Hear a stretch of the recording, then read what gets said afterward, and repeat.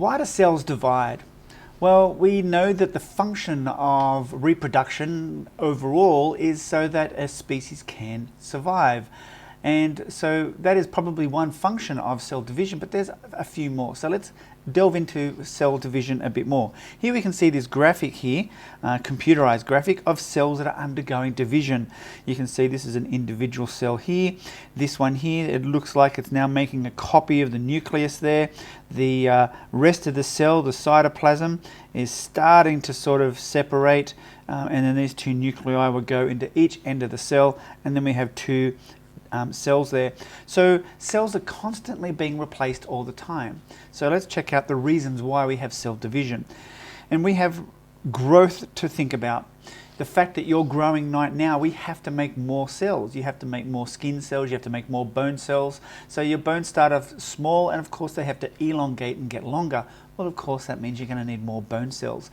We've got to make more liver cells because your liver's growing as the rest of your body's growing. So constantly we have to think about that it's used for growth. But cell division also happens for repair. If you do damage to your body, so you cut your skin, then you've got to repair that. Okay, so cell division is involved with repairing damaged tissue, damaged organs, etc. And then we have reproduction. So they're the three main reasons why cells divide. And so if we can look at cell division in terms of these main reasons, we find that growth and repair is something called mitosis. Now the features with mitosis, and we're going to look at these cell divisions in more detail in separate videos, but mitosis, the key features there, it produces an exact copy.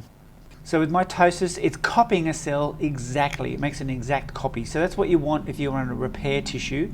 If you cut your skin, in the outside skin of us is called an epithelial cell. If you cut that, you want to replace that damaged epithelial cell with a new epithelial cell. So you want to make an exact copy of that cell. If you're making more blood, for example, red blood cells are dying all the time and they're being made all the time in the bone marrow. So if you want to make more of those cell types, you have to make an exact copy. And that goes by mitosis, exact copy of the parent cell. Now notice the word there, I've used parent cell. So if we think about mitosis, the original cell is up the top, and then we make an exact copy, and then these copies are called daughter cells. Let's just change color here. And so those daughter cells are an exact copy. And so another key feature of mitosis, other than making an exact copy, is it happens in all body cells. And when you do senior biology, you learn a scientific term for that, which is called a somatic cell. So they occur in all body cells, they make an exact copy, they're genetically identical. Okay, so that's just a few little basic points there about mitosis, and that happens for growth and repair. However, for reproduction, we want to do something different. We want to do a different type of division.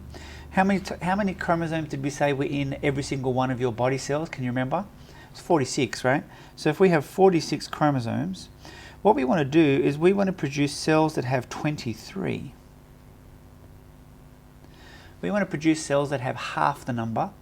Why is that the case? Well, think about it.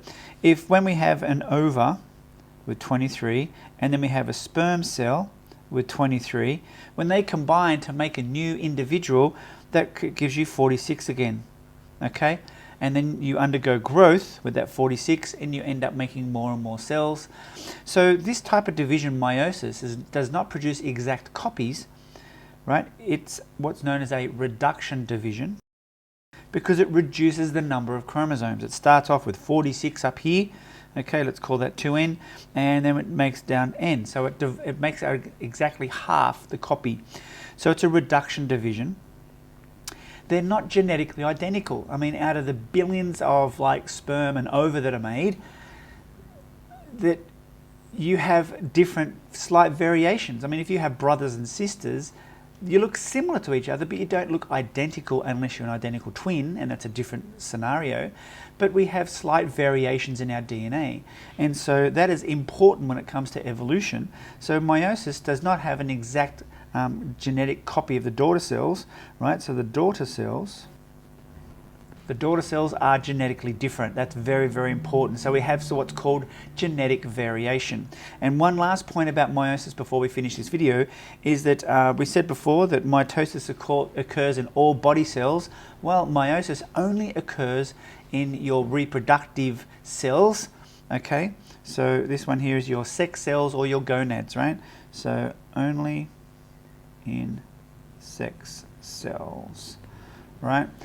Which is your cells of either your ovary or your testicles. They're the cells that actually produce, by reduction division, gametes or sex cells such as sperm and ova. Okay, so that's some key ideas behind why we have different types of division. We have division for replacing damaged tissue or for growing through mitosis that produces exact copies. And then of course we have division, which is involved with reproduction. And the key things with reproduction is we want some genetic variation. It's a reduction division and it only occurs in your sex cells or your gonads, your testicles, and of course your ovaries. So they're the main sort of sex structures that we have in humans. Of course we have similar structures in other animals as well. Whatever they are, the gonads or the sex organs are responsible for producing the gametes or sex cells, okay, through meiosis. So that's it for this video. I'll see you in another video where we explore these cell divisions in a little bit more detail.